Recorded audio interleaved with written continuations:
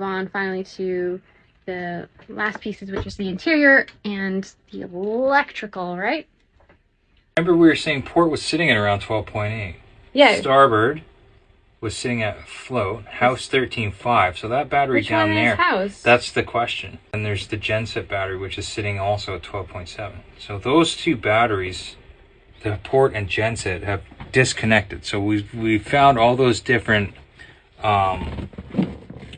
relays, right? Right. And there's that whole Pro Mariner distribution system, right? So port and genset batteries are somehow, when charging parameters drop down low enough, they disconnect. Because we're hooked up to shore power right now. So technically, I don't know why everything wouldn't be sitting at 13.4, what the house is sitting at. There's no reason you would disconnect from float. They would sit at 13.5 forever. Based on what I'm looking at now and what we saw down in the engine room, there's the two batteries sitting here on port. I think one of those is sort of separated off as a start battery. One is considered a house battery.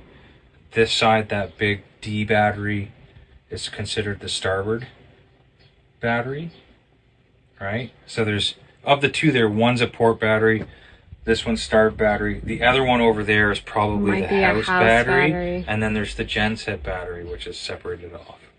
So the way I write this up in a survey report, like, you know, could we get to the bottom of this? Absolutely. Would it require another day on the boat? Yes, it would. This goes on the report as further investigation required. So we've identified one battery swollen. It's certainly not a healthy battery. Even if it's sitting, well, we don't know what its battery cap is. So what I would recommend is that you hire somebody to come back, specifically load test your batteries, right? So it's swollen. It's sitting at float, but I bet you if you take it off charge and let it sit overnight with a predictable steady load on it to load test the battery, you'll find it's probably not